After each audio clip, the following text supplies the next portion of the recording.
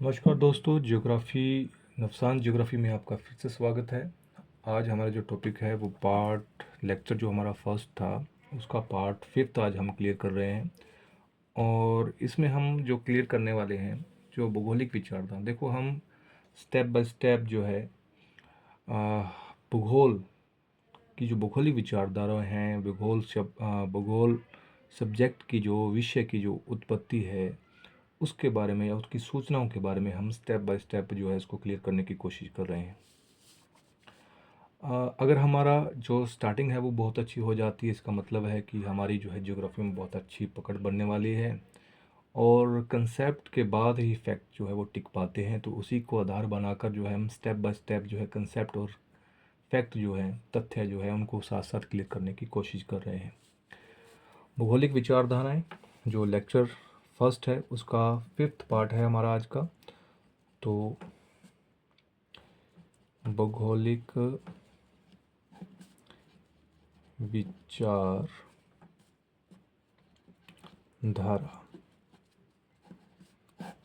भौगोलिक विचारधारा। और अभी तक जो हमने क्लियर किया कि भौगोलिक विचारधाराओं का प्रारंभ अगर हम माने तो मानव सभ्यता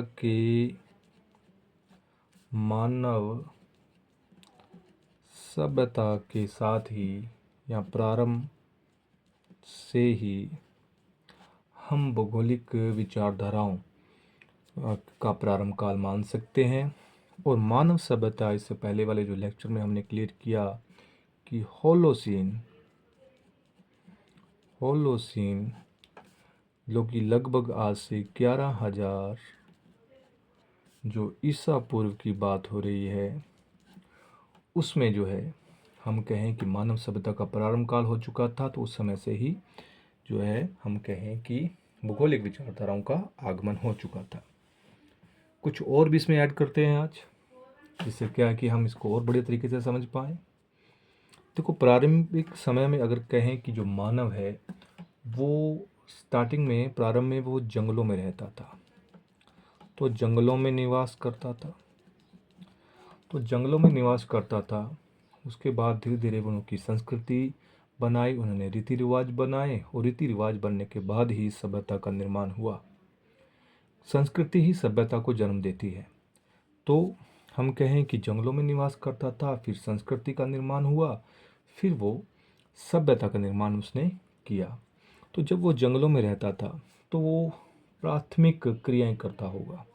जंगलों में निवास करता था तो प्राथमिक क्रियाएं या प्राथमिक क्रियाएं करता था।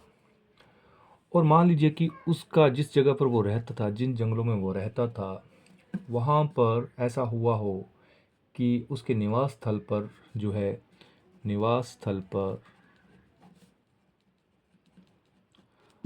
मान लीजिए कि अकाल पड़ गया होगा। अगर उसके निवास स्थल पर अकाल पड़ गया होगा तो पेड़ जो हैं वो सूख गए होंगे, पेड़ों का सूखना हुआ होगा, तालाब सूख गए होंगे, तालाब का जो सूखना हुआ होगा, भोजन की कमी आ गई होगी, भोजन कमी। तो इस मजबूरी में उसे क्या करना पड़ा होगा? प्रवास। उसने प्रवास किया होगा। अगर वो प्रवास किया, किसके लिए किया? उसने किसी अन्य स्थान की खोज के लिए उसने प्रवास किया होगा। और जब वो अन्य स्थान पर गया होगा तो वहाँ पर उसने झरने देखे होंगे, झरने, वहाँ पर उसने नदियाँ देखी होंगी, वहाँ पर उसने तालाब जो हैं वो देखे होंगे, वहाँ पर उसने पर्याप्त मात्रा में पानी देखा होगा, वहाँ पर हरियाली देखी होगी, वहाँ पर पर्याप्त मात्रा में भोजन भी उसको मिल रहा होगा। तो हम कहें कि भोजन भी उसको वहाँ पर मिल रहा है, तो उस समय हम कह सकते हैं कि जब ये अपने सभ्यता के प्रारंभ काल में था तो वो नई जगह पर, कोई नए स्थान पर वो गया तो हम कह सकते हैं कि यह एक भौगोलिक खोज रही होगी। तो भौगोलिक खोज की उसने। अब जिस वो नई भौगोलिक खोज में गया होगा तो उसने रास्ते में जब ये सफ़र कर रहा होगा, तो रास्ते में जब सफ़र कर रहा होगा तो उसने बहुत से अलग अलग प्रकार के जो है प्राकृतिक परिवर्तन जो है प्राकृतिक परिवर्तन जो है उसने देखा होगा। उन्होंने जो जिस एरिया में वो रहता होगा वो प्राकृतिक दृश्य शायद तक आगे वाले जो एरिया में जहाँ से वो पास हुआ होगा वहाँ से वो गुजरा होगा तो उस जगह पर वो नहीं होंगे। तो नए नए प्राकृतिक परिवर्तन उसने देखे होंगे। उसने पर्वत देखे होंगे जो कि अपने एरिया से बिल्कुल थे। उसने पठार देखे होंगे, उसने मैदान देखे होंगे, उसने मरुस्थल देखे होंगे। मरुस्थल देखे होंगे। तो अगर हम देखें तो ये सारे के सारे जो है एक भौगोलिक सूचनाएं हैं, भौगोलिक ही खोज हैं। तो ये सारी की सारी भौगोलिक सूचनाएं उसने नोट की होंगी। हम ये समझने की कोशिश कर रहे हैं कि मानव सभ्यता से ही भूगोल जो है उस विचारधारा जो है भौगोलिक विषय जो है या भौगोलिक सूचनाओं का जन्म हो चुका था। तो उसको किस तरह से हम इस तथ्य को क्यों कह रहे हैं, तो उसको कंसेप्ट को क्लियर करने के लिए हम यहाँ पर उसकी बात कर रहे हैं। तो आगे हम देखें कि जिस नवीन स्थान पर वो गया है, नवीन स्थान पर जो प्रवास करके जो नवीन स्थल पर वो पहुंचा है, तो अब जो है वहाँ की जो घटनाएं हैं वो पूर्व स्थान की जो घटनाओं से बिल्कुल ही अलग हुई होंगी, बिल्कुल ही अलग रही। पूर्व जो घटनाएं हैं वो बिल्कुल ही उससे अलग रही होंगी, है ना। तो पूर्व घटनाओं से वह अलग रही होंगी। और पूर्व घटनाओं से अलग घटनाएं क्या होंगी, तो जिस निवास स्थल पर वो पहले जहाँ पर रहता था तो वहाँ पर कभी भी ज्वालामुखी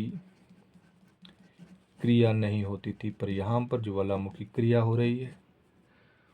यहाँ पर भूकंप, उस जगह पर रह रहा था तो वहाँ पर भूकंप नहीं आते होंगे, यहाँ पर भूकंप आ रहा है। यहाँ पर आंधियाँ और तूफान काफ़ी ज़्यादा आ रहे हैं। तो पहले तो उसने जो है अपनी कल्पनाओं के आधार पर इसे दैवी शक्तियाँ, क्योंकि इनको वो समझ नहीं पाया होगा, तो कल्पनाओं के आधार पर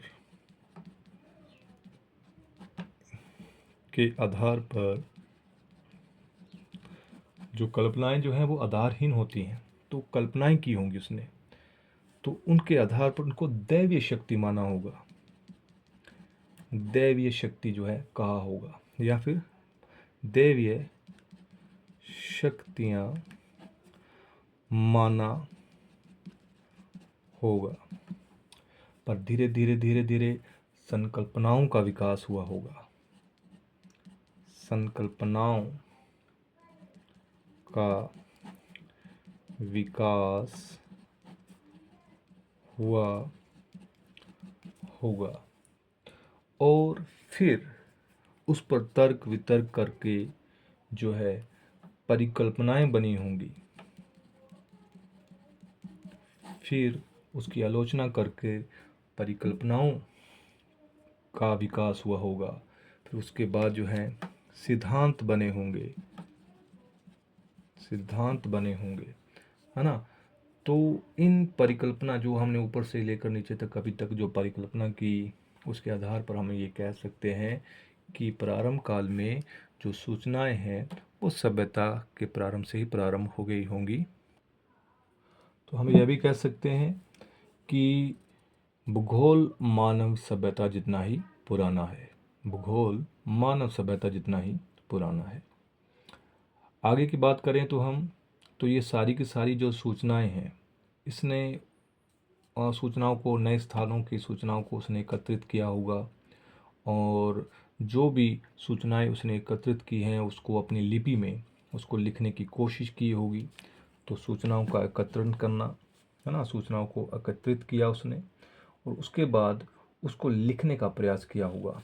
तो एकत्रित किया, किसको एकत्रित किया? सूचनाओं को। और सूचनाओं को एकत्रित करने के बाद उनको अपनी लिपि में उसको लिखने की कोशिश की होगी, जिससे क्या है कि आने वाली जो पीढ़ियां हैं, है ना, तो वो कुछ उनको समझ सके, तो लिखने का प्रयास किया होगा। उसके बाद इसके अलावा उसने जो है उसकी रुचि और बड़ी होगी, तो वो अलग अलग जो है, जो प्राचीन मानव है, उसने जो बुद्धिजीवी होमो सेपियन सेपियन जो है, उसने जो है कुछ और सूचियां बनाई होंगी आसपास के कुछ और। मान लो कि उसने कहा होगा कि जिस जगह पर मैं था तो उस जगह पर जो है अकाल आ गया है, अकाल आ गया है, तो हो सकता है कि जिस जगह पर वो रह रहा है तो वहाँ पर भी कुछ ऐसी विकट परिस्थितियाँ आ गई हों। तो फिर क्या है कि उसने आसपास पहले से ही जो है कुछ और जो है धरातल जो है जहाँ कुछ नए स्थलों की खोज करना प्रारंभ कर दी होगी, है ना। तो उसने फिर क्या आसपास के एरिया की जो धरातल स्वरूप हैं, विभिन्न प्रकार के जो धरातल स्वरूप हैं,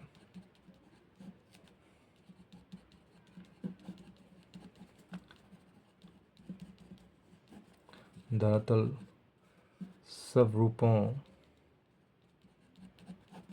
की सूचियाँ बनाना प्रारंभ कर दी होगी, है ना।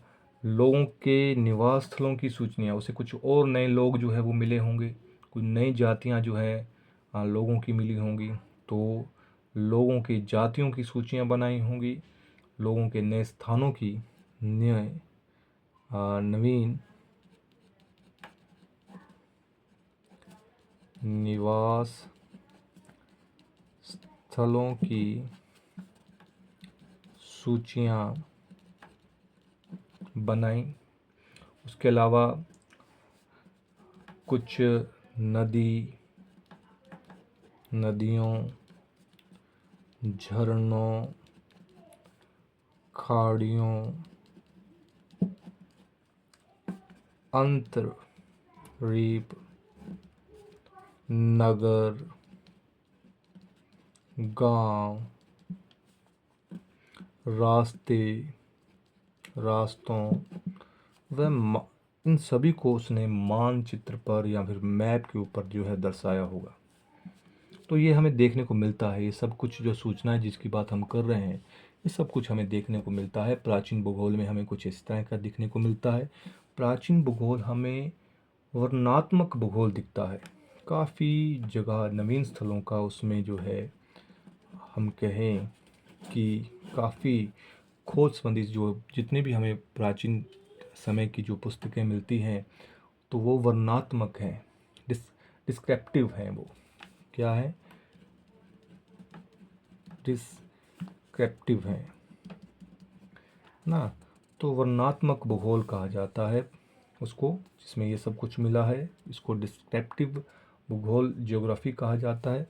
और इसी भूगोल का एक नाम और भी दिया जाता है, इसको कहते हैं भूगोल कोश। भूगोल कोश, या फिर इसको हम कहते हैं गेजेटर ज्योग्राफी। जियोग्राफी ये इम्पोर्टेंट है। अगर आपसे पूछा जाए कि भूगोल कोश का मतलब क्या है, तो आप कहोगे कि प्राचीन समय में जो भूगोल विषय में जो अलग अलग तरह की जो सूचियाँ बनाई गई, है ना, तो वो सूचियाँ अलग अलग स्थानों के नाम और अलग अलग स्थानों के नामों या फिर अलग अलग नेम जो स्थल हैं उनकी खोज संबंधी जो सूचियाँ बनाई गई, उसी को हम भूगोल कोश के नाम से जानते हैं, या गेजेटर भूगोल के नाम से, ज्योग्राफी के नाम से जानते हैं। आज हमने जो क्लियर किया है, कुछ और तथ्य जो हैं, कुछ और कंसेप्ट क्लियर करने की कोशिश की है। जो प्रारंभ है ज्योग्राफी का अगर अच्छा हो जाता है तो आगे हम ज्योग्राफी को बहुत बढ़िया तरीके से पढ़ पाएंगे। तो भौगोलिक विचारधाराओं का अभी जो है 5th नंबर का जो पार्ट है वो चल रहा है, लेक्चर फर्स्ट का। इसके बाद एक और पार्ट होगा जिसके द्वारा हम जो है आगे इस लेक्चर फर्स्ट का जो है समापन कर देंगे। और उसके बाद जो है न्यू टॉपिक जो हमारा आएगा कि किस तरह से भौगोलिक विचारधाराएं आगे बढ़ी हैं, किस तरह से धार्मिक ग्रंथों के माध्यम से हमें सूचनाएं मिलती हैं, प्राचीन जो भारतीय या चाइनीज़ स्कूल हैं, मिडल इंडियन जो है स्कूल्स की बात करें, मॉडर्न इंडियन स्कूल की बात करें, ग्रीक जियोग्राफिकल थॉट की, रोमन जियोग्राफिकल थॉट जो है, उसके बाद अंधकार काल आया तो उसके बाद जो अरब जियोग्राफी थॉट है, उनको हम स्टेप बाय स्टेप जो है आगे क्लियर करने की कोशिश करेंगे। आज के लिए इतना ही। धन्यवाद।